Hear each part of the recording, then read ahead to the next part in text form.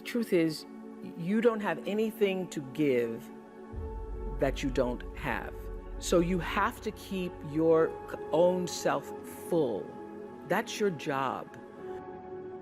That your real work is to figure out where your power base is and to work on the alignment of with the real reason why you're here.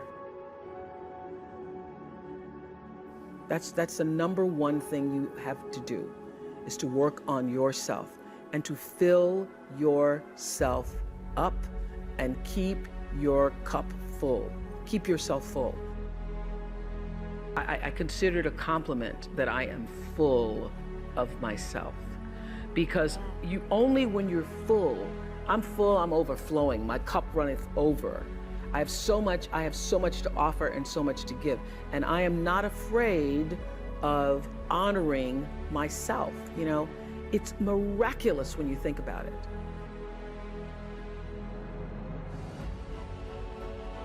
The ability to take care of that, to honor yourself and that which is greater than yourself, that which was the reason for your being here. Because only through that do you have the ability to offer yourself, your whole self, your full expression of who you are. I can't control whether your husband or wife will live or die or get sick or leave you or get a divorce. I don't want any of that to happen to any human being. I hate suffering. I do anything I can to help people not suffer. But I can't control that. You can. There are people who have lost their arms, lost their sight. There have been people that have been through the most horrific experiences in life, and they found a way to still be happy because they've made the decision that life is too short to suffer. I've interviewed dozens and hundreds over the years, but dozens that have impacted my soul, that made me realize I can change this. I've just gotten used to it. I've bought into the theory that this survival software that's constantly running and making you suffer, that's normal. No, that's what the mind will do. And mind has been around forever. What I'm gonna do is something different. And the way I get out of suffering, I give myself a 90-second rule.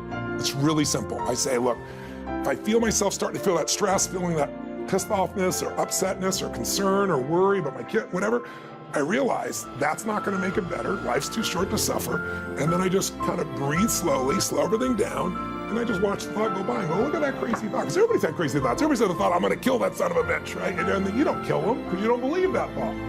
It's the thoughts that are stressful that you believe that mess you up. When you question them, you break the pattern. As Ernest Hemingway noted, the world breaks everyone, and afterward, many are stronger in the broken places. But my question is, why isn't everyone?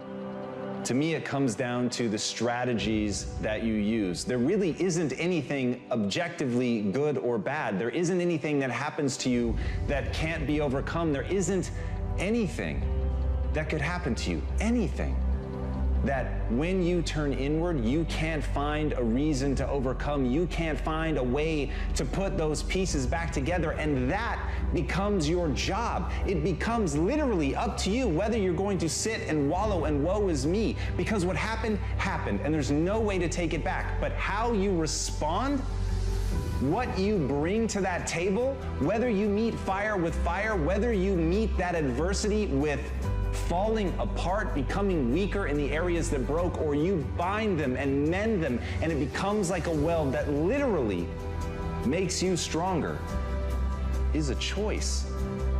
And it's a choice only you get to make. But as Stephen Hawking said, when you complain, nobody wants to help you. There are many things in your life that you have every reason to complain about. You have every reason to be upset by the things that have happened to you. The most sinister thing about excuses is they're valid. There's a million reasons why you should be able to give up. There's a million reasons why you shouldn't need to try. That thing that broke you, you should be allowed to just sit on the ground. And here's the thing, that's your right. You have every reason to do it. And maybe people won't even think less of you. But here's the truth. You either become weaker or stronger in the places that broke, and that's a choice of how you react moving forward. The great news is, the best thing that you could do to become stronger is love yourself. And as Kamal Ravikant said, loving yourself is a practice.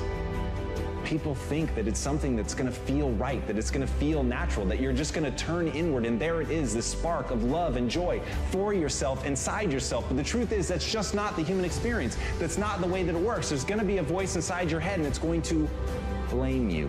It's gonna say that it's your fault. And no matter how many times people on the outside tell you that that is not true, that this thing happened to you, that it isn't you, it doesn't define you, there will be a voice that's going to tell you that it does. And that's where you have to fall back on process. That's where you have to realize that you literally have to practice loving yourself and that it's okay, that no matter what happened, there is absolutely nothing that invalidates that you're worthy of your own love. But you've got to practice it. You've got to be willing to do it. You've got to be willing to put in the reps. You've got to know that it's not going to feel right, but you've got to know on the other side of that is a vision of your life where you actually do love yourself. Because you took the time to say it. You took the time to practice it. You took the time to sit there and feel stupid and say that you love yourself. And sometimes just putting in the work is what you need to do to get strong. So put in the work.